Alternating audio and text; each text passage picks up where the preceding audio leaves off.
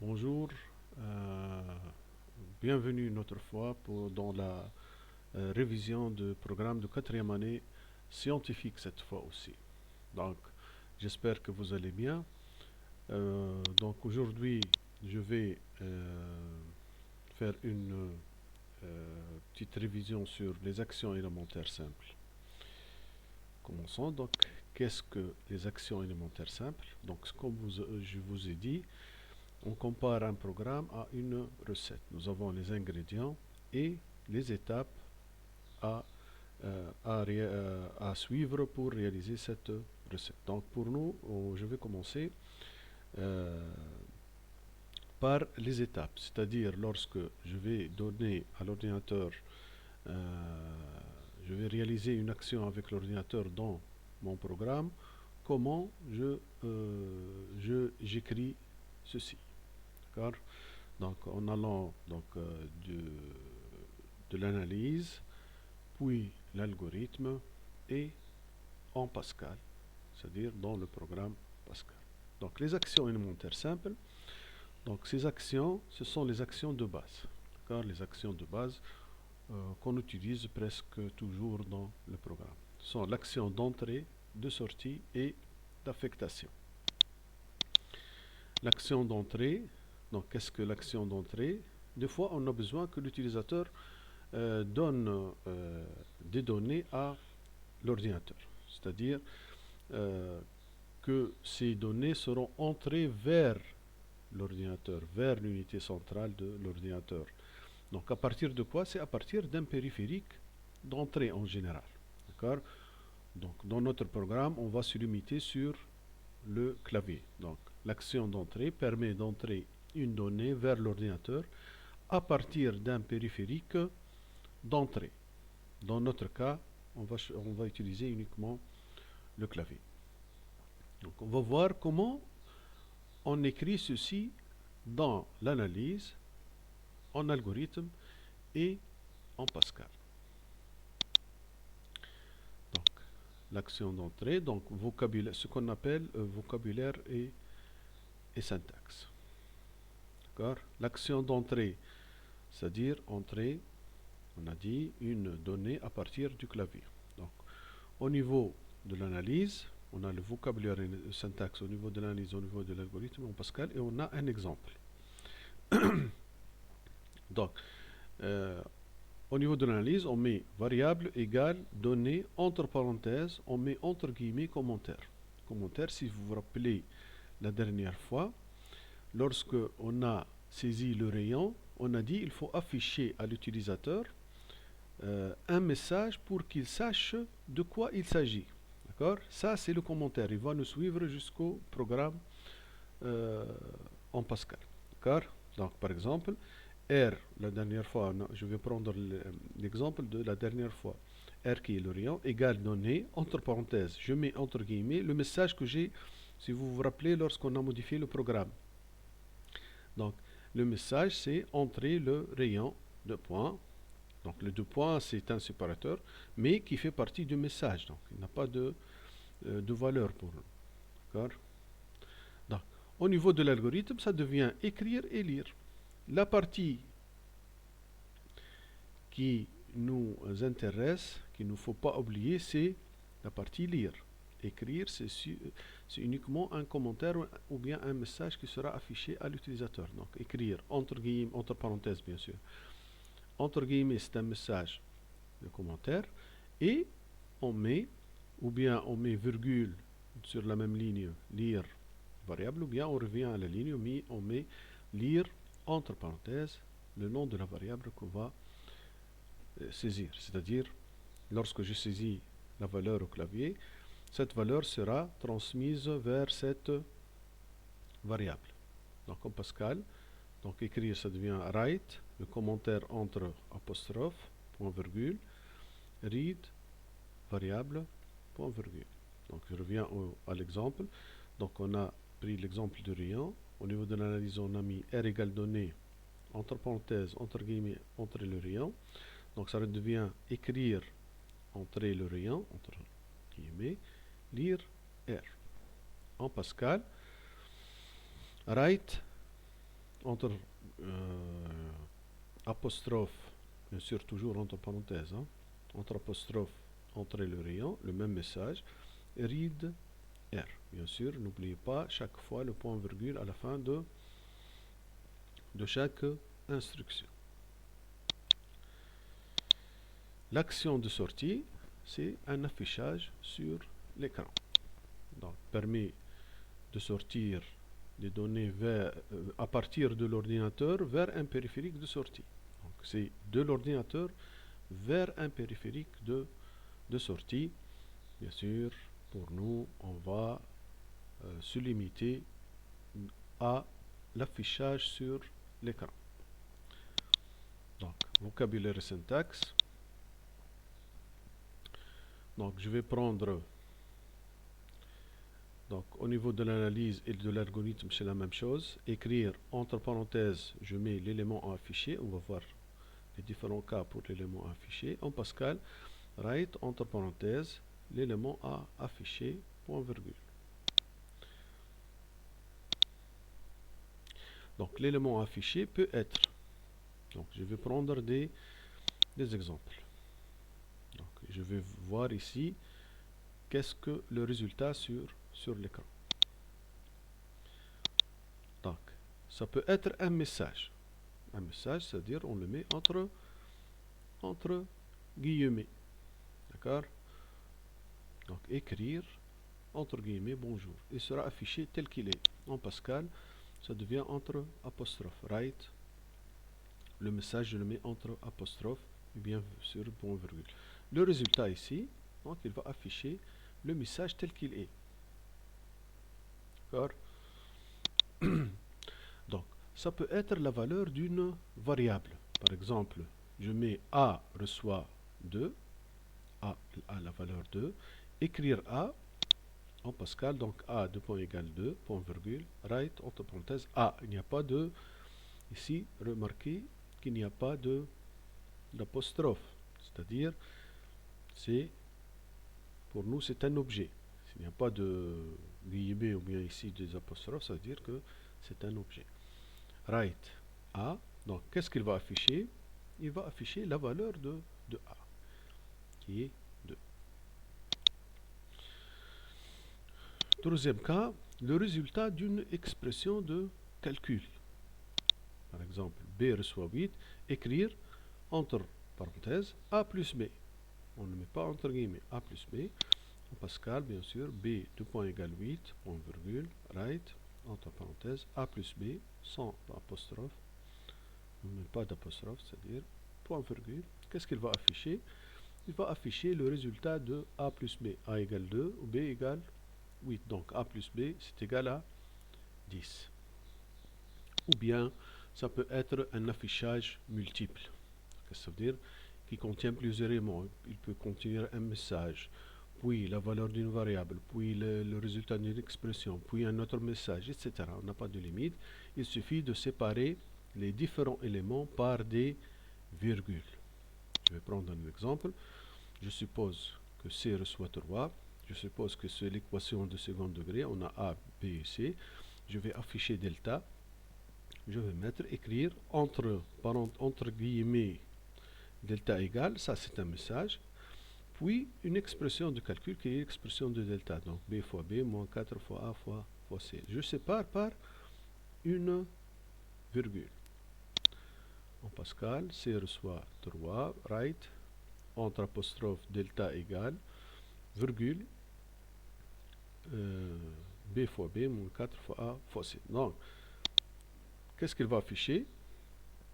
Donc le message, il va l'afficher tel qu'il est, delta égale, comme ça. Puis, il affiche, il ne met pas le virgule. Nous, on met le séparateur pour dire que ce sont des éléments différents.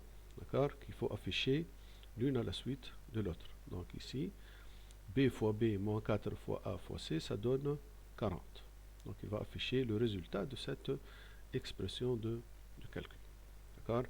Donc bien sûr, on peut mettre différents éléments. On n'a pas de limite dans le nombre des éléments. Il suffit de les séparer par des virgules. Voilà, donc. Voilà. Donc on passe pour la troisième action simple qui est l'affectation. Bien sûr, l'affectation, c'est simple. Elle permet d'attribuer une valeur à une variable. On a vu ceci. Donc, qu'est-ce qu'on met au niveau de l'analyse de l'algorithme? Variable, flèche dirigée vers la gauche, c'est-à-dire on dit reçoit et on met la valeur dans la partie droite. En Pascal, ça devient variable de point égal valeur point virgule. Donc, on va voir les différents cas pour la valeur. Donc, tout d'abord, cette valeur, ça peut être une valeur constante. A reçoit 12. Donc, en Pascal, A de point égal 12. Donc, A aura la valeur 12. Donc, le résultat, que se passe-t-il lorsqu'on met ceci? Donc, A aura la valeur 12. La variable A aura la valeur 12. La valeur d'un autre objet, si je mets B reçoit A, donc B de point égal A point virgule, donc B aura la valeur de A qui est 12, donc B aussi aura la valeur 12. Le résultat d'une expression de calcul, C reçoit 2 fois A plus B moins 1. Ici, bien sûr, on respecte l'ordinateur, il respecte le même ordre de priorité en mathématiques. Donc on a la multiplication, puis l'addition et la soustraction. Donc la multiplication et la division, puis l'addition et la soustraction. D'accord? Donc C reçoit de point égal 2 fois A plus B moins 1. Donc le calcul sera fait 2 fois 12 plus 12 moins 1. Donc on aura la valeur 35.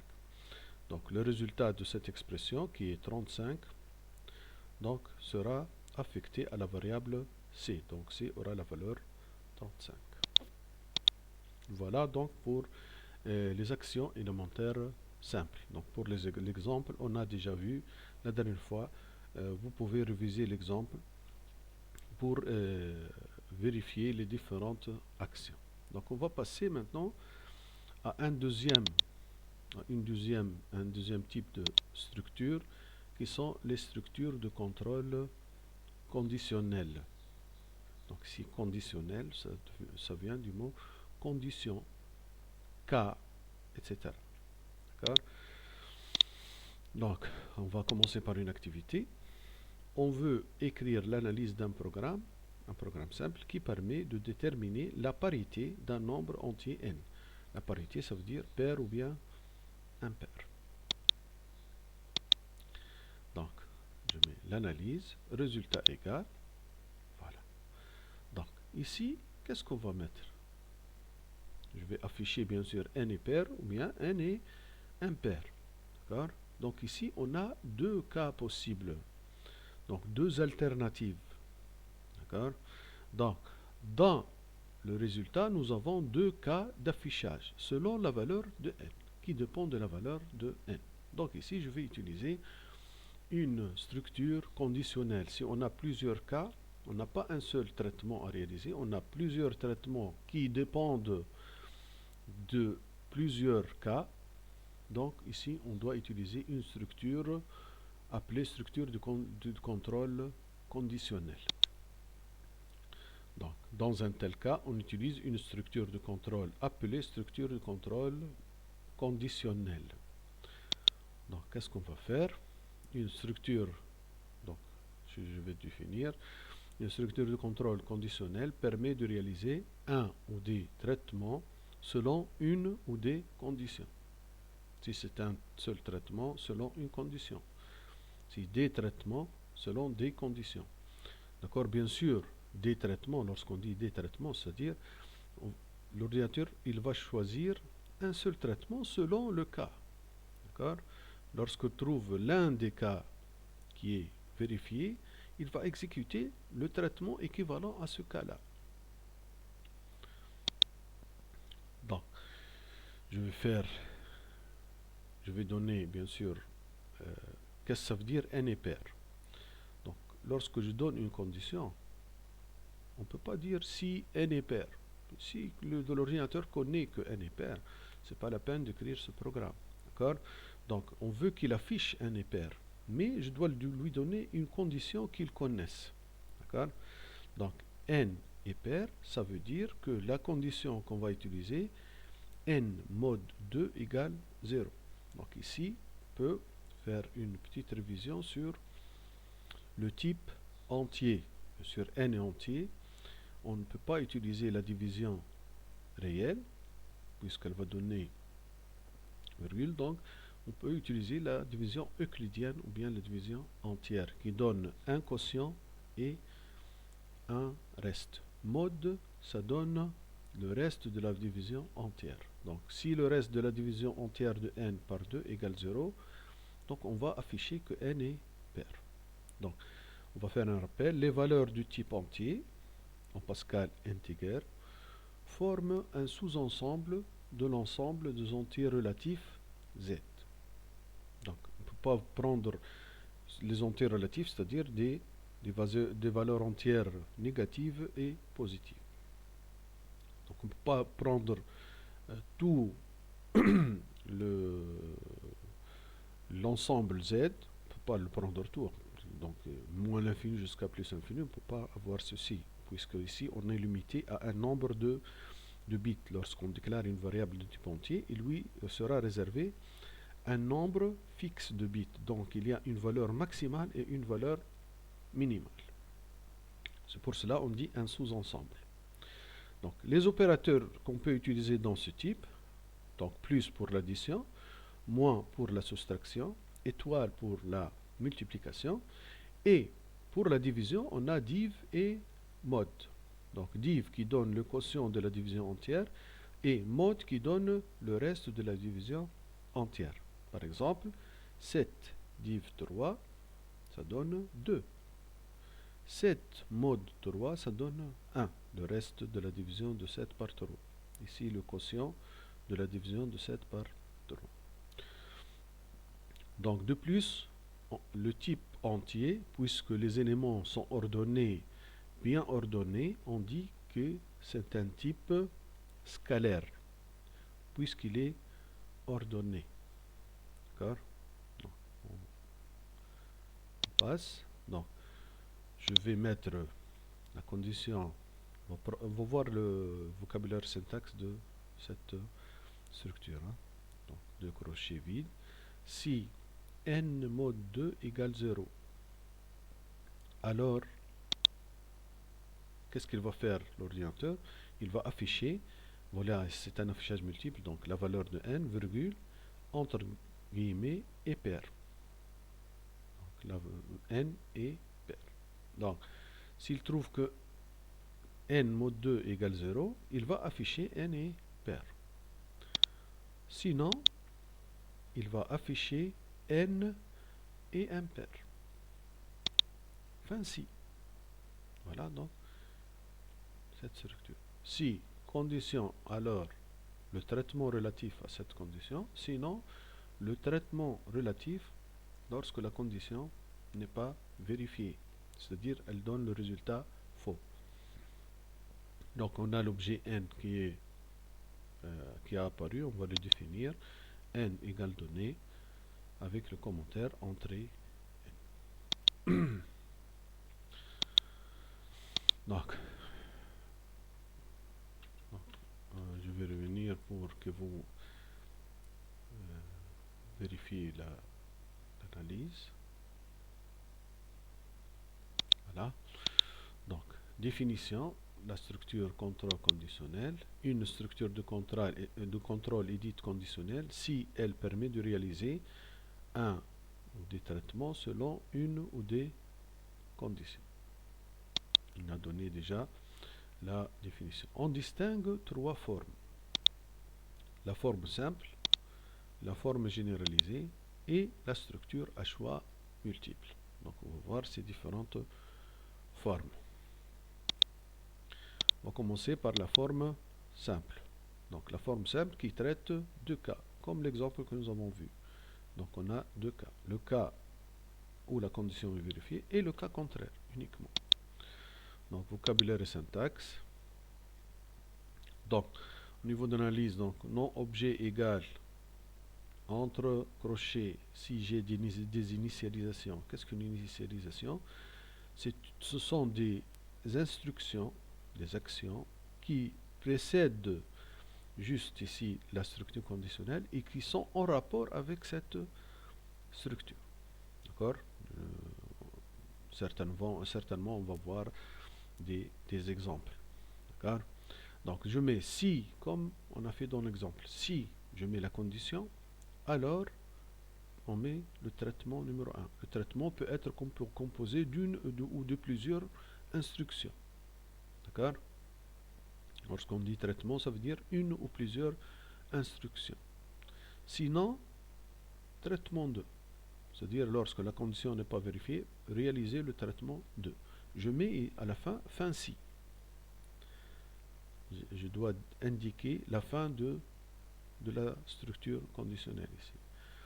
Au niveau de l'algorithme, donc on va éliminer non objet égal, on va éliminer les crochets. Donc il ne reste que les actions ici. Si j'ai des initialisations, je les mets l'une à la suite de l'autre. D'accord? Puis, s'il n'y a pas d'initialisation ici, je mets deux crochets vides. D'accord? J'ouvre et je ferme le crochet uniquement. Ici, il n'y aura pas d'initialisation. Donc, puis, la même chose, si condition alors traitement 1, sinon traitement 2, fin C. En Pascal, donc les initialisations aussi, on va les mettre l'une à la suite de l'autre. N'oubliez pas surtout les points virgules. Donc, qu'est-ce qu'on met? If, condition then. Donc, le traitement, je le mets entre begin et end. Mais ici, il faut faire attention. L'instruction toujours qui précède le else ne contient pas de point virgule à la fin. Il faut faire attention ici. Donc, and, sans point virgule, else, le traitement 2, chaque traitement, je le mets entre begin et end. C'est comme si je le mets entre parenthèses. Parenthèse ouvrante, c'est begin, la parenthèse fermante, c'est end. Donc, else, begin, traitement 2, end, point virgule. On n'a pas end if ici. D'accord? On a le end, le nombre de begin doit être égal au nombre de end. D'accord? Donc begin, end de ce bloc, si vous voulez. Ici, begin, end de ce bloc. On n'a pas end if à la fin. Non. Il faut faire attention.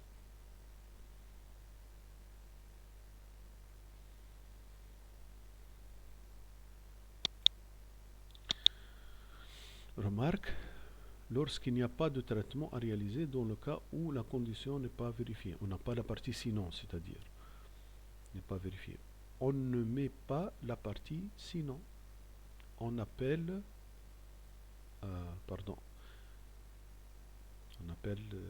on met directement, c'est la forme simple réduite. Voilà, on appelle cette forme la forme simple réduite. C'est-à-dire, voilà, on a si condition alors traitement, fin si. On n'a pas de sinon. Si condition alors traitement, fin si. Donc ici, if condition then, begin, je mets le traitement, c'est pas traitement, end, point virgule. Le copier-coller ici. Voilà. Donc on va passer à la forme généralisée. Donc la forme généralisée, elle traite de façon générale n cas. C'est-à-dire, ça peut être 2 ou plus, si on a plusieurs cas. Donc de façon générale, on va supposer que ce sont n cas. Vocabulaire et syntaxe, c'est un peu long. Donc qu'est-ce que je mets? Non objet égal, initialisation entre crochets. Si, condition 1, alors traitement 1. Sinon, sinon, je teste sur la condition, le deuxième cas. Si, condition 2, alors traitement 2. Sinon, je teste sur la condition 3. Et ainsi de suite. Donc, sinon, si, condition 4, etc. Jusqu'à, sinon, si, condition n-1, alors traitement n-1. Donc, combien de cas reste-t-il? Il me reste un seul cas, donc ce n'est pas la peine de faire un test sur ce cas, puisque c'est le seul cas qui reste. Donc directement, le nème cas, sinon, traitement n. Donc, comment on procède ici? Donc, l'ordinateur il va vérifier si la condition 1 est vérifiée, il va réaliser le traitement 1, d'accord, et il saute. Il ne va pas vérifier les autres conditions, d'accord. Donc, sinon, qu'est-ce que ça veut dire? Si la condition 1 n'est pas vérifiée, il va tester la condition 2. Si elle est vérifiée, il va faire le traitement 2, et ça y est. Sinon, si la condition 2 encore, la condition 1 et la condition 2 ne sont pas vérifiées, il va passer pour et ainsi de suite. Donc par élimination. Donc on a n cas, on élimine ici la condition 1, ici il ne passe lorsqu'il n'y a pas condition 1. La condition 2, ici si elle est vérifiée, il va la réaliser, sinon il va passer pour tester condition 3. Donc ici, il ne passe ici que si le n-2 conditions ne sont pas vérifiées. Donc, si condition n-1, alors traitement n-1. Sinon, donc il ne passe ici que si le n-1 conditions qui précèdent ne sont pas vérifiées. Donc, combien reste-t-il de cas? Automatiquement, ici, il ne reste que un seul cas. Donc, ce n'est pas la peine de tester sur ce cas puisque c'est le seul cas qui reste. Donc sinon, traitement N. La même chose ici.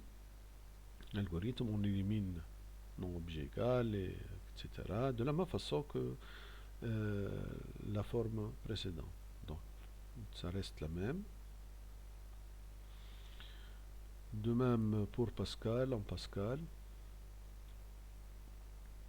If condition 1, donc le traitement, chaque fois on le met entre big et and, et chaque fois qu'on a else qui suit, il n'y a pas de point virgule à la fin de and. Le seul point virgule, c'est le dernier and. Donc if condition 1, then begin traitement 1 and, else if condition 2, then begin traitement 2 and, else, etc. Donc la condition n-1, then begin traitement n-1 and, else, directement, begin, traitement n, puis end, point virgule. Voilà donc la forme généralisée.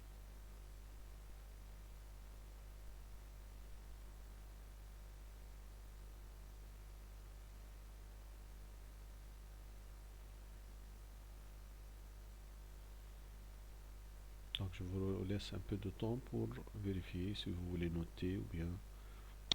Alors on passe. La troisième forme, c'est la structure conditionnelle à choix multiple. D'accord? Donc à choix multiple, on va voir ce que ça veut dire. Je vais commencer par une activité 1. On veut écrire l'analyse d'un programme qui permet d'afficher le nom d'un mois correspondant à un numéro M saisi au clavier. Ça veut dire, par exemple, si l'utilisateur tape 1, il va afficher janvier. S'il tape 5, il va afficher mai. Le nom du mois correspondant à un numéro saisi. Bien sûr, s'il tape 0 ou bien des valeurs différentes entre 1 et 12, 13, 14 ou bien 0, moins 1, donc il va lui afficher que c'est un mois incorrect. Donc ici, dans l'analyse, donc ici, dans le résultat, nous avons 13 cas. Les 12 mois, 13 cas d'affichage. Donc on va afficher le nom du mois, selon la valeur de 1.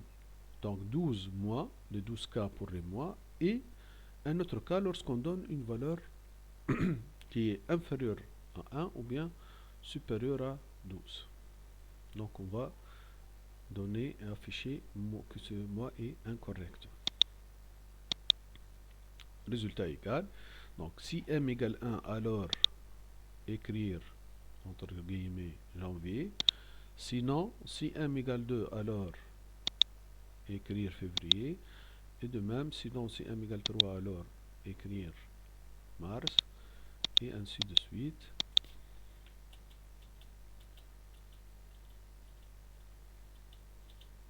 Pour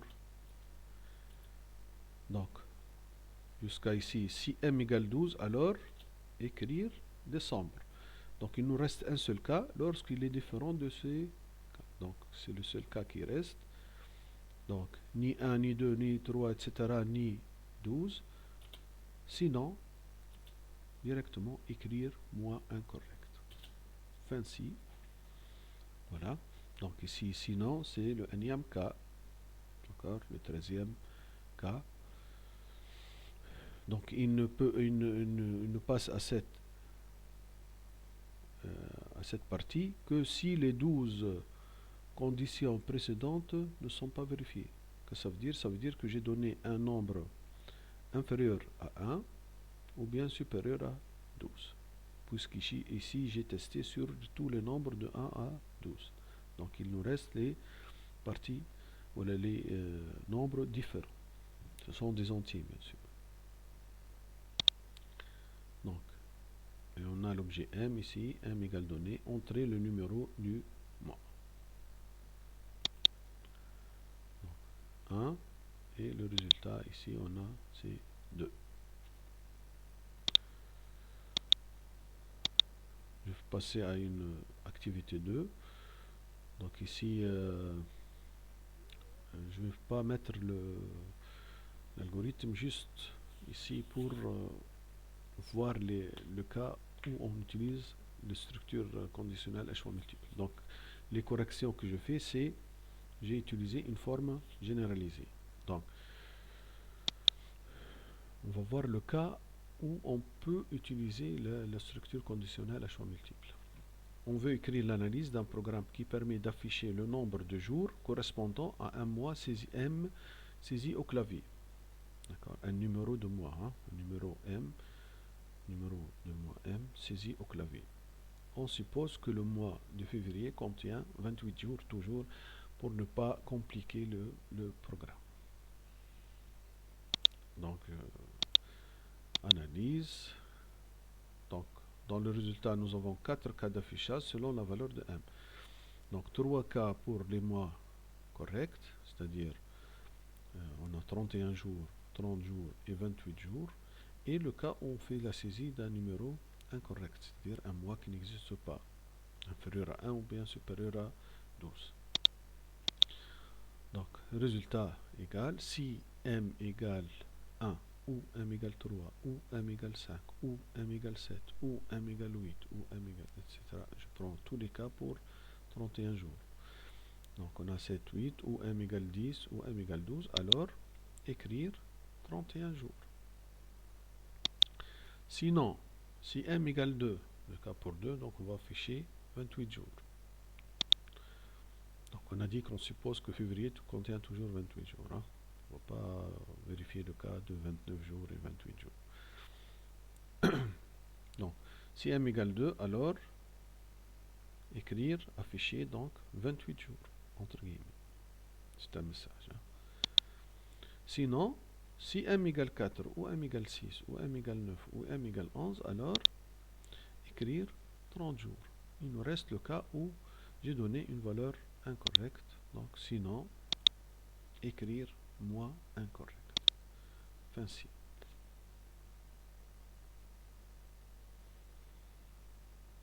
Et bien sûr, on a M, l'objet M ici, égale donné, entrer le numéro de mois. Ça, c'est la première séquence.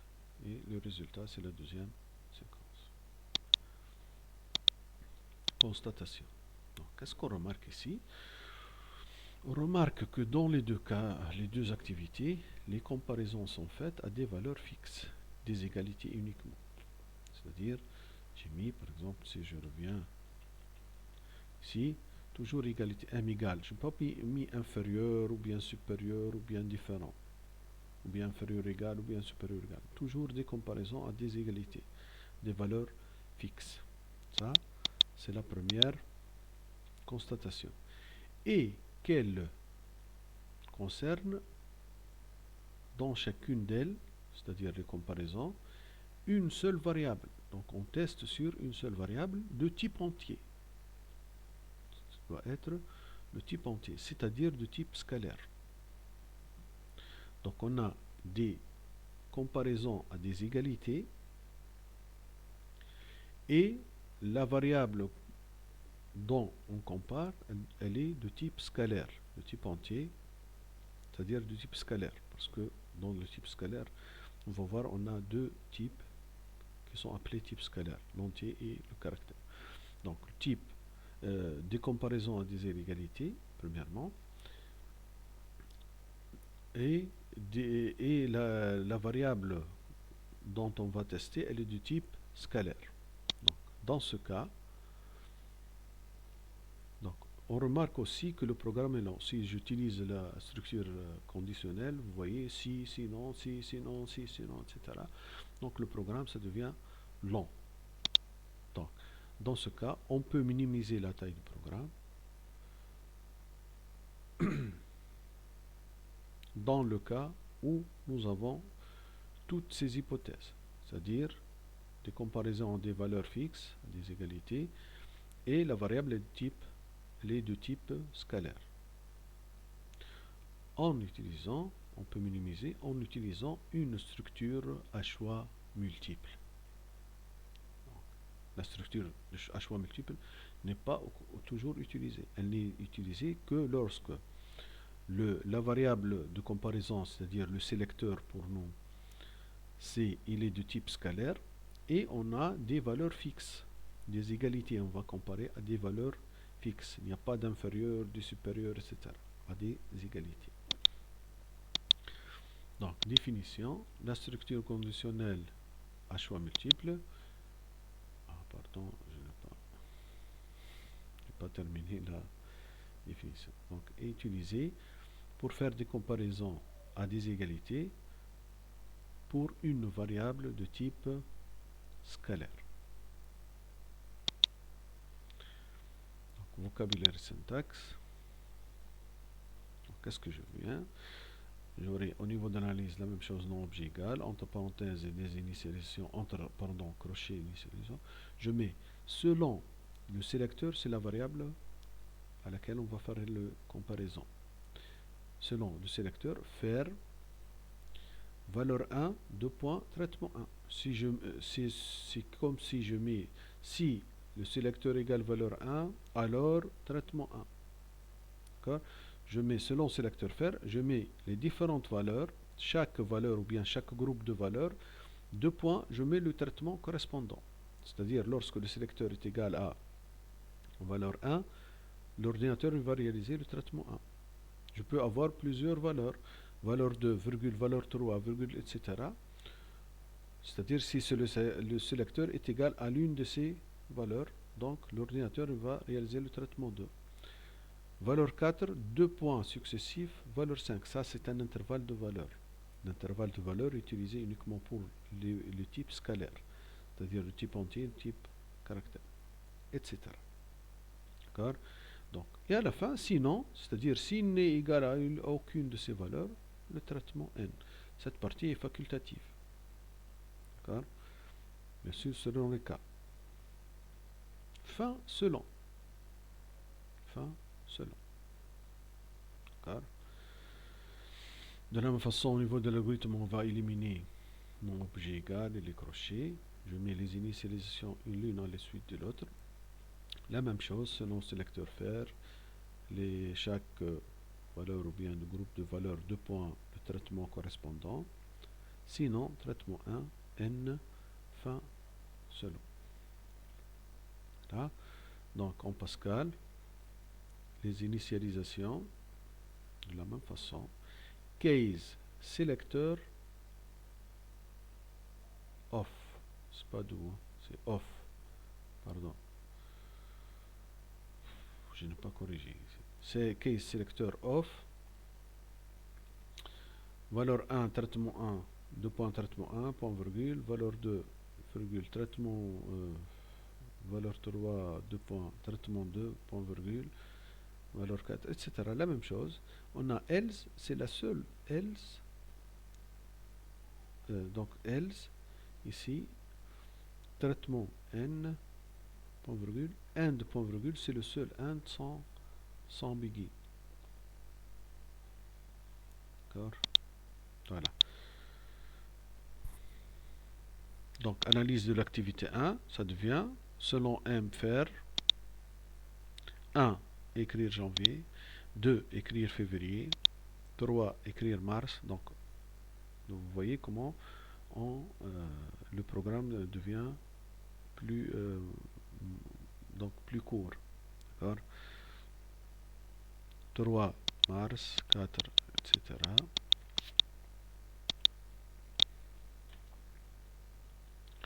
12, écrire décembre. Sinon, c'est-à-dire si aucune de ces valeurs, écrire moins incorrect. Fin selon. M égale donné entre les numéros de mois 1 et 2. L'activité 2, donc, selon M faire, donc les valeurs 1, 3, 5, 7, 8, 10, 9, si c'est égal à l'une de ces valeurs, écrire 31 jours. 2, écrire 28 jours. 4, 6, 9, 11, 2 points, écrire 30 jours. Sinon, écrire moins incorrect. Fin selon. Voilà, tableau de déclaration des objets. On a M, type entier. Le rôle, c'est numéro de mois. Je vais continuer avec cet exemple, puisque je vais faire l'algorithme et puis je vais faire le programme Pascal. Donc 1 et 2. Ici, l'algorithme de l'activité 2. Début, je donne un nom bien sûr, MB jour. Donc lorsque j'utilise le tiré bas. C'est pas le tiré au milieu qui est pour lui, c'est le signe mois. Écrire entre le numéro du mois, lire M. Selon M faire. Voilà, c'est la même chose. Sinon, écrire mois incorrect. Fin selon. Fin MB mois. Je passe ici le programme Pascal. Donc j'ai besoin toujours, lorsque je vais la traduction, je fais la traduction Pascal, j'ai besoin du tableau de déclaration des objets et de l'algorithme. Voilà, je vais faire la traduction programme. Donc je l'ai appelé MB jour, ça reste le même, MB jour, point virgule. Le use suis inserté, dont on a parlé la dernière fois. Donc j'ai des variables, je n'ai pas de constante, donc directement la partie var. Donc M entier, donc je mets M de point integer. Point virgule. Donc maintenant je vais traduire l'algorithme. Begin. Write entrer le numéro du mois. Read M. La première partie, écrire le numéro du mois, lire M. Donc entrer le numéro du mois entre apostrophe. Case M off. Case M off. Selon M faire. Donc je vais mettre la même chose. Donc 1, 3, 5, etc. 12. 2 points write entre apostrophe 31 jours, point virgule. 2, 2 points write 28 jours entre apostrophe, virgule. 4, 6, 9 et 11, 2 points write 30 jours. Else, du case, else, ça veut dire si aucune de ces valeurs n'est égale à M, il va nous afficher write moins incorrect entre apostrophe, c'est un message aussi. Un de point virgule pour dire fin selon. Puis un de point pour la fin du programme. D'accord? Maintenant, il nous reste à écrire ce programme dans l'éditeur Pascal qui existe sur notre ordinateur. Pour moi, c'est le TPW 1.5. Je vais charger TPW 1.5. J'ai déjà le programme que j'ai appelé MB jour. J'espère que vous voyez bien. Donc programme MB jour, use swing CRT, var M integer, write entre le numéro de mois, read M, case M4, etc. Voilà notre programme. Je vais exécuter. Voilà, il nous dit donner le numéro de mois. Je vais taper par exemple 13. Il va m'afficher mois incorrect. C'est-à-dire il a passé à ici, dans la partie else. Exécuter. Je vais donner un mois, par exemple, je vais donner le mois 10. Donc il va m'afficher 31 jours, puisque 10 ici, il fait partie de cette première partie, 31 jours. D'accord? Je peux exécuter une autre fois, je vais taper 2, il va me taper, il va m'afficher 28 jours, et ainsi de suite. Voilà, donc c'est fini pour cette partie. La prochaine fois, je vais entamer les structures de contrôle itératives ou bien répétitives. Merci de votre attention et au revoir.